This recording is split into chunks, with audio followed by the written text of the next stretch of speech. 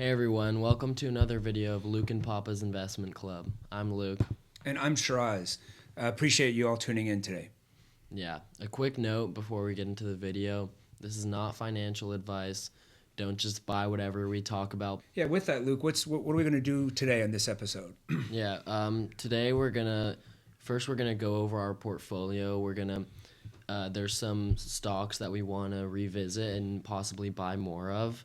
And then we have a new stock that we'd like to buy, and that's about it. We're gonna go over, there are some big changes in our portfolio, and so we'll go over those. But yeah, that's about it. Yeah, and we had a lot of feedback, which was really fun. And my old friend Adam asked to say a little bit more about the methodology and the tools. So maybe you could just remind people on the methodology. What kind of stocks are we really focused on? Yeah, so first of all, we're focused on high quality growth companies. What that means is we're not trying to buy like these big name companies that everyone's talking about and it's like buy now, buy this, everyone's covering it. We want to buy stocks that aren't super covered, but they're also high quality. And what does that mean to be a high quality company?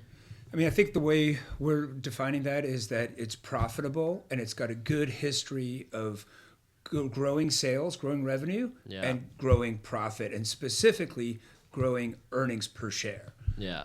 What's the second question? The second question is the stock selling at a fair price? And How do we look at that? we use a tool on Better Investing, the stock selection guide, and it's purely just numbers, and we look at the historical PE, and we try to predict what we think would be a reasonable high PE and a low PE, and based off that, we get a buy, hold, and sell range, and if it's in the buy range, we'd like to buy it. Yeah, perfect. And we'll walk you through this a little bit again, but it's a methodology that we think works well for these high quality growth stocks, not necessarily for stocks that are not profitable, because then there's no really, earnings per share to play with. Okay, now we're going to go over our portfolio.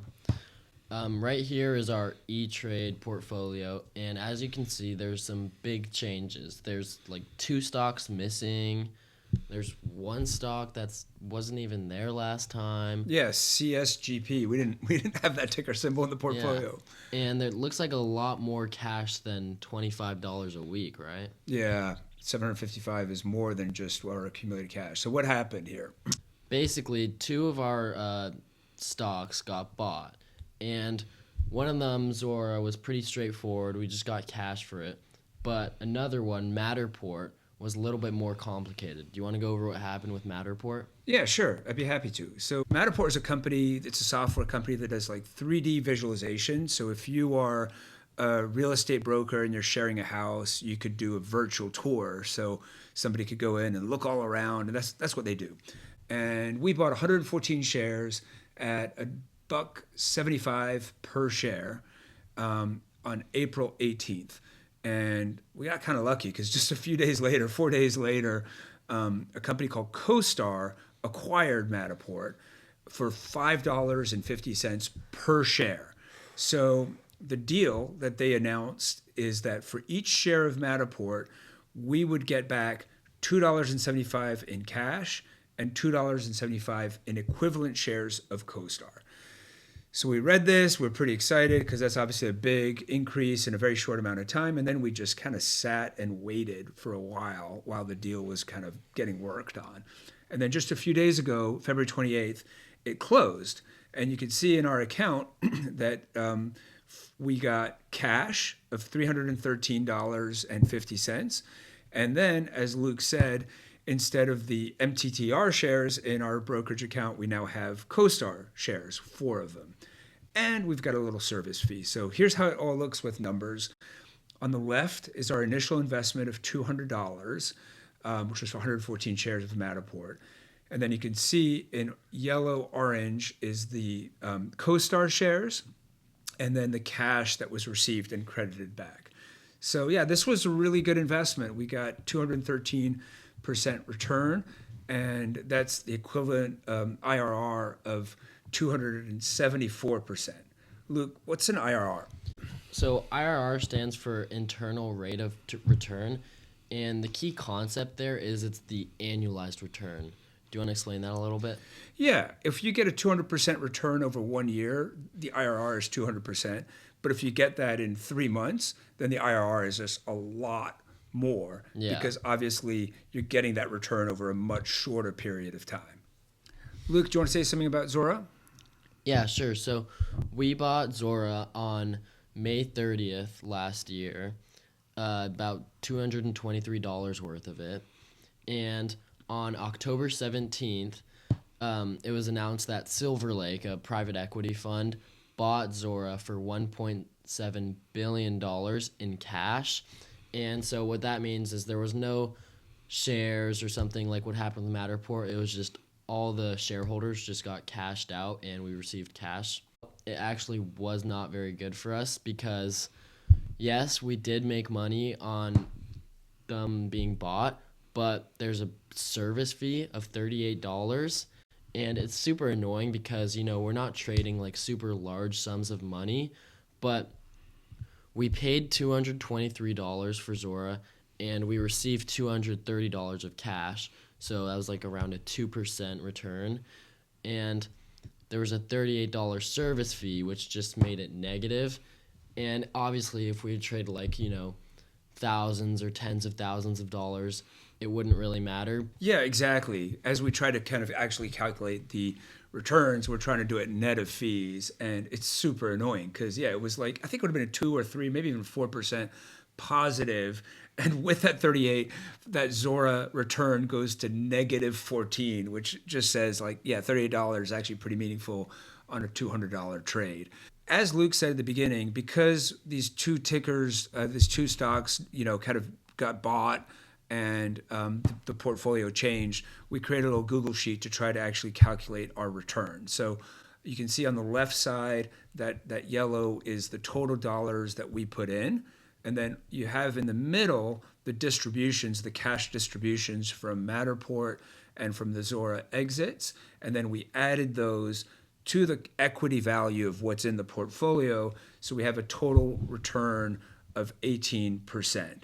Now, interestingly enough, we tried to do a little bit of thinking, and we actually welcome your guidance on this if there's a good tool to track this, because we didn't really put all that money back in April and then count it here. So if you look at the S&P 500 from April 18th to today, it was up about 18%.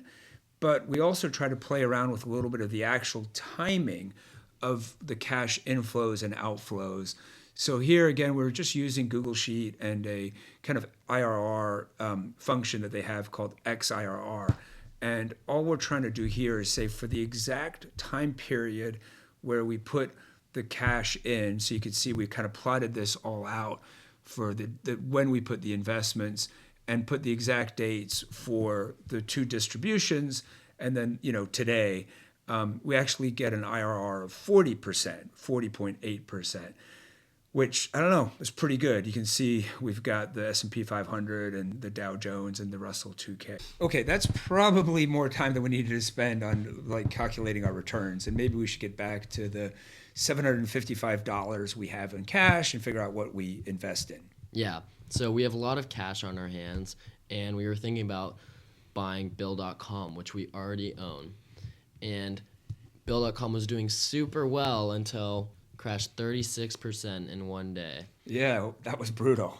We still think it's a good quality company, and what they do is they help small companies pay their bills essentially, and the total volume of the money that's being sent to the companies, they take a take rate, and so they take a small percentage of all the bills that are being paid. That's the majority of their income. And they have another model that's called float, where there's basically once a small company pays for like AT&T, for example, if they pay their bill, then what Bill.com does is they have like 8 days maybe until they have to actually pay AT&T the money. And so with that, they can, put that money in the market and hopefully get like even a 4% return or something like that. And their main form of income is the take rate. And the take rate is also what caused the stock to crash. Yeah, I mean, this is crazy. So I think we read that they have, processed just in the last year 30 million transactions, $85 billion. And yeah, this take rate it's almost like the piece that Bill.com gets of those Yeah. transactions, right? Yeah, and this take rate, they explain that it fluctuates based on foreign markets and it's kind of out of their control sometimes. And what happened is the take rate, it didn't meet expectations. It wasn't negative, it wasn't at a loss, but it didn't meet expectations, and investors were not happy with that, as we saw on the 36% crash. But I think we can take away that we're not worried. They're still making money. We love their business model. Do you still think we should buy more? Or? Yeah, absolutely. I mean, we were looking at that chart. Remember, we're not going to go through all the details here, but the sales growth was impressive. They just crossed into profitability territory. So the tool and the models we're using don't really apply because they only have 3 or 4 quarters of profitability. Yeah. But it does feel like it's a high quality growth stock that just got like overcorrected because Yeah. of this issue. So it seems like we're agreed that we're going to put some money into Bill.com, right? Yeah. Yeah. Definitely. Okay. Maybe before we decide exactly how many shares and how much, maybe let's look at the other ones. I mean, I feel like we should look at Nice. What happened to Nice in the last month, Luke? Well, Nice is down around 15% since last month, but we're not worried because they're still growing. They're still profitable. It's just, I think this is a good time to say that we actually want a dollar cost average when we invest in our stocks. So what that means is we're not just buying Nice, for example, at one time, putting all our money in at one time. But we're going to continuously buy shares of it if we're happy with it. Does that make Yeah, exactly. And dollar cost average is just saying we're not really here to time the market or know when any like the whole market's going to go up or down or any stock is going to really go up or down. So that's kind of the whole premise of our approach is putting $25 a week and then once a month making decisions. And same thing with Nice. Like we only bought one share last month. It has not worked out, but we didn't really find any like big news that told us our analysis is flawed. So I'm totally inclined to let's go, invest another, $100, $200 or so Yeah. into it here. Yeah. I think it's time we go on and talk about our new stock. Would you like to tell us a little about what it is? We're not always going to focus on things we know something about, but given Luke was talking a lot about how everybody at Berkeley High is, really into online gambling, we thought we'd look around for a high quality company there. And we think we found one. It's called gambling.com. So what gambling.com is, it's a company that was started back in 2006, and it's really called performance marketing or affiliate type of marketing. And what they do is, on the one hand, they reach out to consumers and try to say, like, perhaps somebody's looking for like online poker, online blackjack, or how to play daily fantasy, whatever. And on the other side, they're getting that customer in and then helping them do something, become like add their deposit, like link up their account. Maybe they're saying, hey, Luke, here's like $50 if you actually make a first bet. And then they're turning around and selling that lead or that new customer to, FanDuel or, some online gambling operator. And they make money by two different things. One, they might just get paid $1 per NDC, per new deposit, customer. Or they might actually do a revenue share. So that customer may then go on and gamble, and they might take a piece of that. So yeah, that's kind of what they do. They own and operate a whole bunch of different sites. One thing we're trying to do now, thanks to Peter, where we want to say some fun facts about the company we're choosing. My fun fact is that they are headquartered in Jersey, which is a British territory in the English Channel. And have you ever heard of Jersey before? No, never. I had to look it up. Yeah, we had to look it up on Google Maps and see where it was, but I thought that was pretty funny, and I think it makes sense considering there are some risks about gambling in the U.S. and laws about that in the U.S., and so it makes sense why they would not want to be headquartered in the U.S. But Yeah, that's cool. And yeah, again, thanks to the suggestion. So yeah, Peter wanted us to share some fun facts about these companies. Mine is that the founder, this guy Charles, He met his co-founder. Well, first of all, he started the company as a senior in college at UNC in Chapel Hill, which is pretty cool. And his co-founder, he was his good friend from high school, and he met him in 7th grade. So yeah, and the international stuff is really cool because as we're reading about the history, you know, online gambling was illegal in the U.S. So they actually initially started off targeting Asia, and yeah, and you know, I guess you know, living and headquartering the company outside of the U.S. Yeah, thank you. So should we move on to our analysis, Luke? Yeah.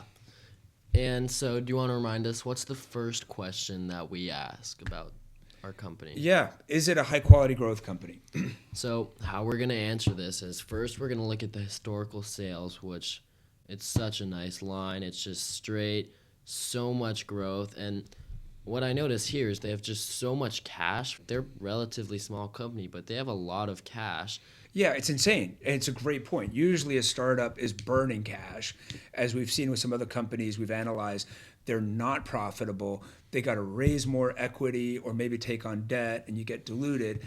In this case, they're generating so much cash as a small company that they actually have cash to make acquisitions. And they Yeah. actually also have cash for share buybacks. Can you Yeah. remind people what a share buyback is? Yeah, a share buyback means the company just essentially buys shares of their company, and this is a super good sign because it boosts the earnings per share. Yeah, absolutely. So this is pretty unusual.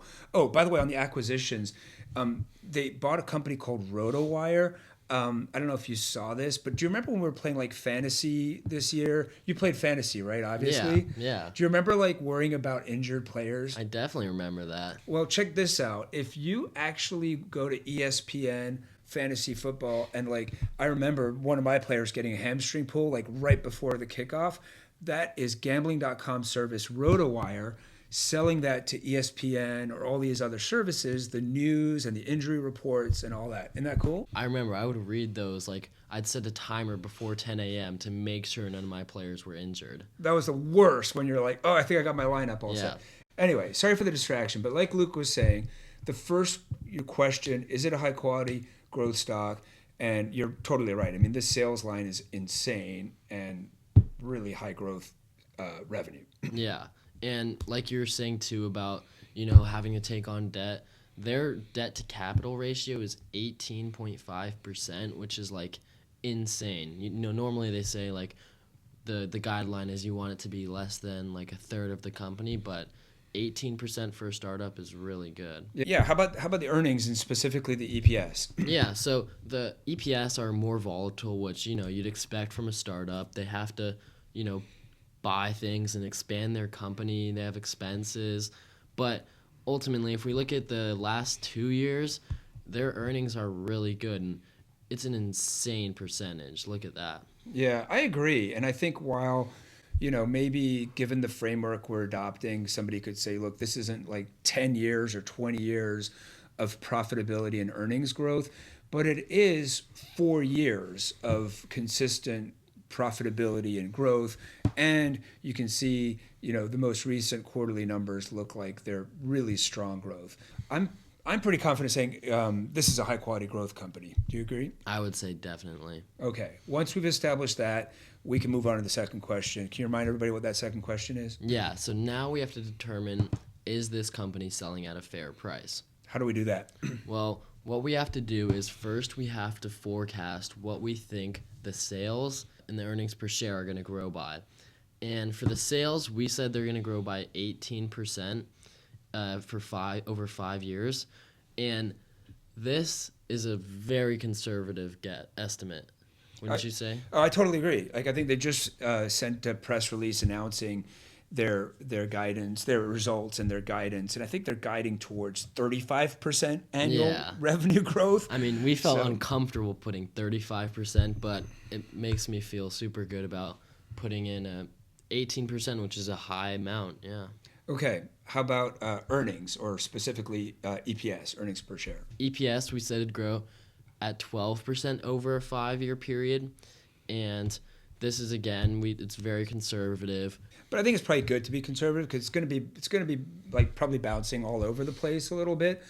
They've, definitely shared that their business is very, changes a lot based on, some regulations, if a state opens up online betting or not. So I think 12% seems good. All right.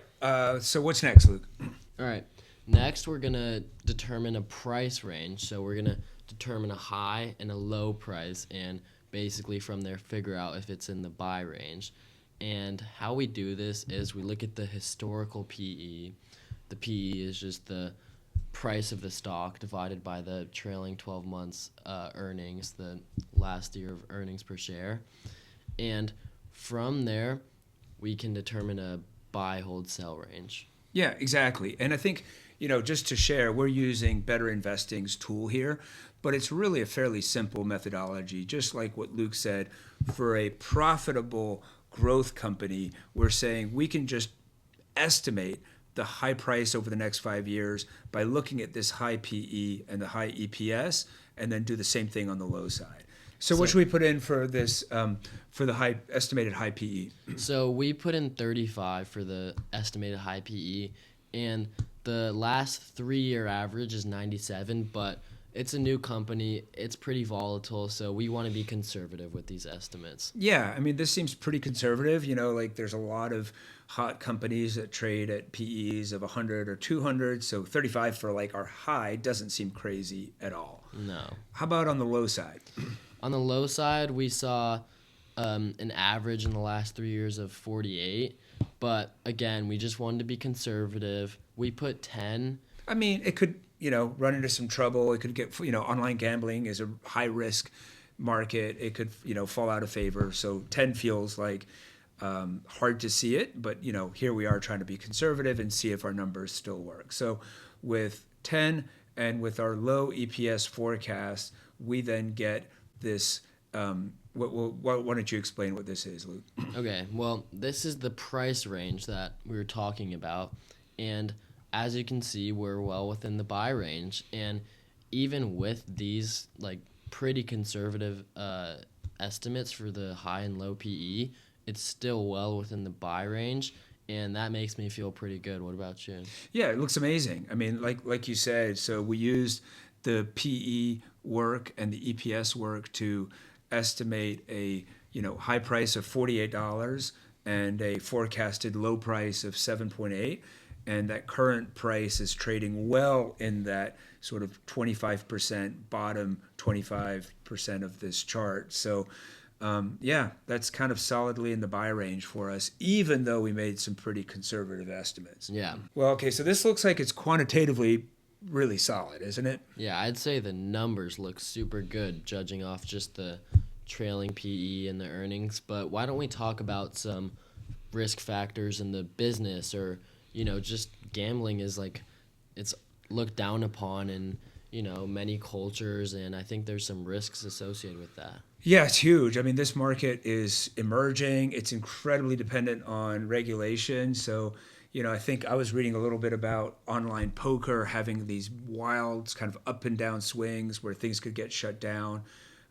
So I feel like that's a huge risk, right? Like, are states opening up, are countries opening up and legalizing, or do people it is controversial. I'm not sure I want you to go online gamble versus doing your AP homework tonight, right? Yeah, I think it's a very much a possibility that, there could be some laws passed to like restrict gambling and like restrict online poker. That's like seems a very possible thing, and that would suck for gambling. What about the competitive risks? What do we think about those?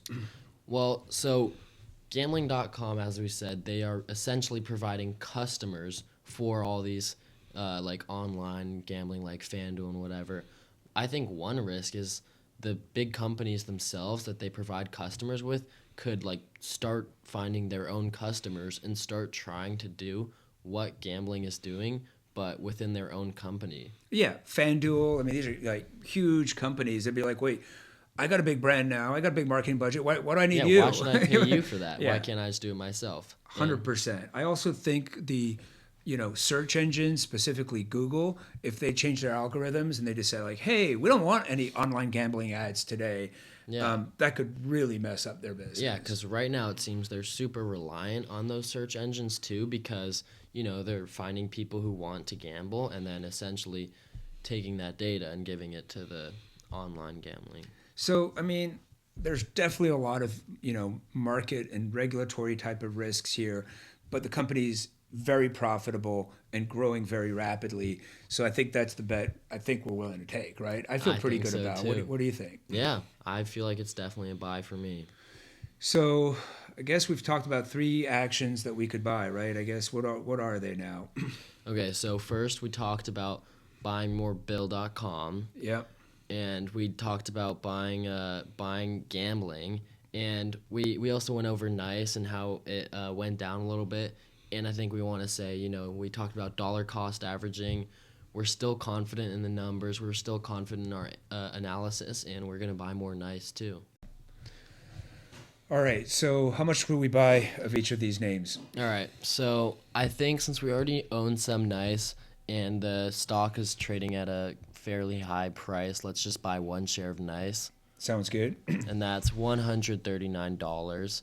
And we want to buy some Bill. How much of Bill should we buy? I think a third of the 755 was about $250, so we can do about $250 of that. Sounds good. And then that leaves us with $365, which we want to put into gambling. But I don't think we want to buy it all at once tomorrow. No, I like that. Dollar cost averaging. Should we just split it up into 2? Yeah.